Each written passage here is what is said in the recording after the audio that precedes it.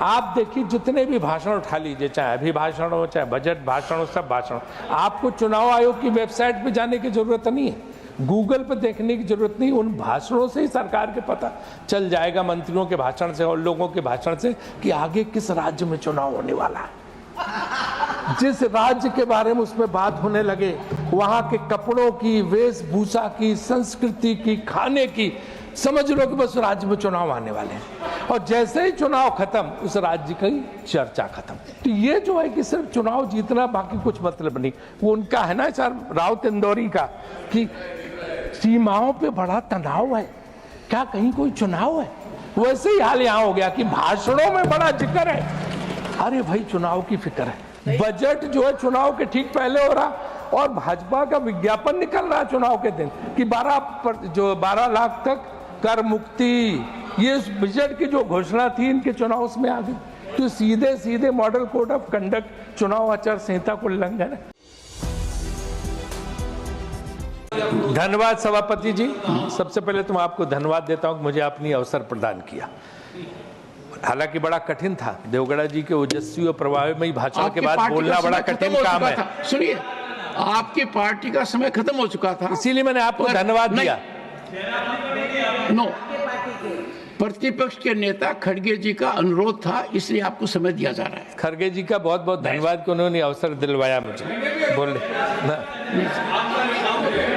क्योंकि हाथी के पांव में आप भी आ जाते हो और प्रमोद तिवारी जी भी आ जाते हैं। क्योंकि सर ये बड़ा कठिन काम है, देवगढ़ा जी के बाद बोलना, उनके भाषण के बाद बड़ा मुश्किल काम है, लेकिन फिर भी मैं प्रयास कर रहा हूँ। सबसे पहले तो मैं राष्ट्रपति महोदया का जो भाषण है, तो उसके लिए मैं उनको धन्यवाद ज्ञापित करता हूँ। और उसमें उन्होंने जिन जिन बातों का उल्लेख किया, उसमें महिला सशक्तिकरण हो और चाहे शिक्षा हो, उन बातों का हम समर्थन भी करते हैं। लेकिन राजनीतिक जो भाषण है, जो सरकार ने अपनी उपलब्धियों का बखान किया है, उसको लेके हमारे कुछ प्रश्न हैं। पहला प्रश्न ये है कि क्या राजनीति सिर्फ चुनाव के लिए होती है? क्या सिर्फ मकसद है कि केन प्रकार इन तीन तिकड़ा हर तरह से सिर्फ चुनाव जीत लेना ही राजनीति है? या कुछ जो है कार्य करने की भी बात है?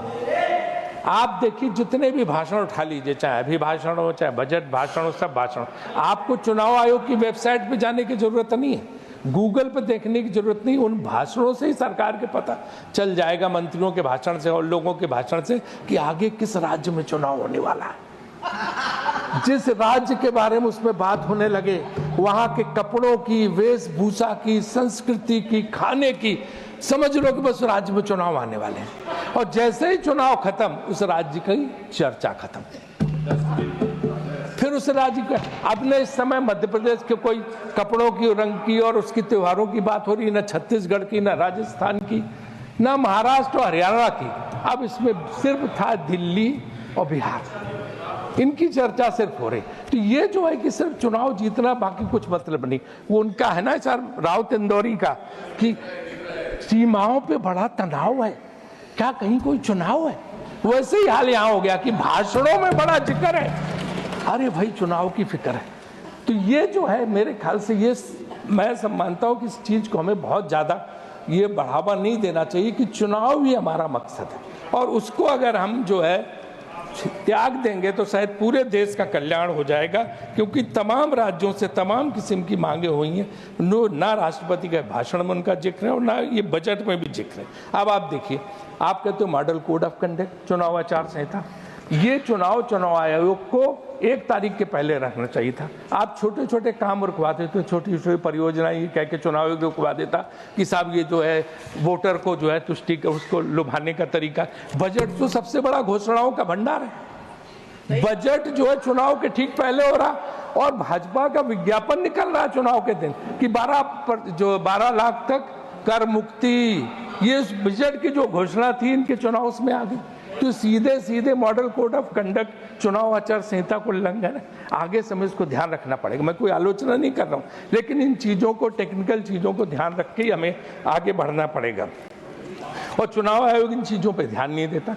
आज देखो, आप कुछ भी मानो, एक चीज तो आप भी नड्डा जी मानोगे कि चुनाव आयोग की छवि बहुत धूमिल होगी।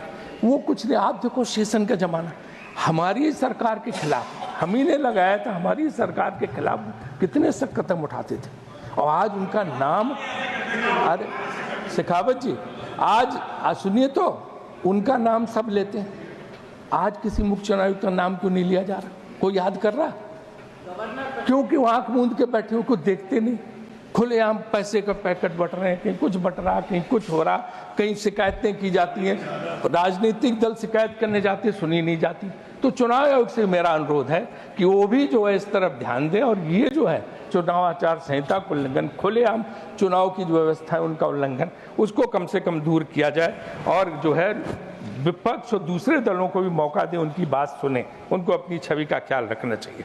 इसके बाद बात बेरोजगारी की आती है। हम किस बात का ढिंढोरा पीटते तो कहते तो सचमुच हमें बड़ा वो था कि 60% युवा शक्ति भारत के पास है।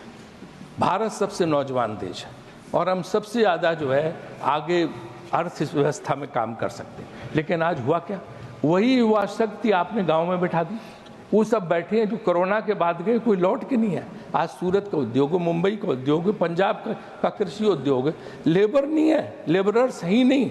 और उसकी वजह से मैन्युफैक्चरिंग सेक्टर इतना सफर कर रहा है कि उससे जो है लेबर कास्ट इतनी, देखिए हमें पूरा टाइम मिला, ऐसा नहीं कि फिर हम नहीं बोले। मैं आगे बढ़, राजीव जी एक मिनट, आप खत्म करें तो मैं आगे बढ़ूंगा, प्लीज।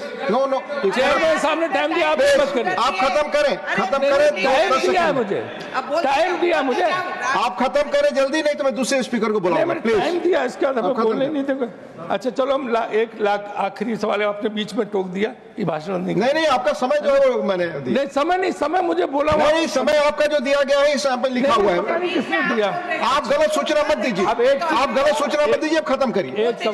एक सवाल और कि कुंभ का भी जिक्र इसमें आया, जहाँ पे मरे हैं उनके प्रति श्रद्धांजलि अर्पित करती है। लेकिन एक चीज बताइए कि कुंभ एक राजनीतिक जो है आयोजन है या धार्मिक आयोजन? मैं भी कुंभ में बहुत गया हूँ बचपन से, हमारी नानी दादी वहाँ कल्पवास करती थी, मैं जाता था हमेशा। धार्मिक संतों प्रवचन सब, इस समय तो वहाँ मैं एक धन्यवाद माननीय श्री संजीव अरोड़ा, भगवान, माननीय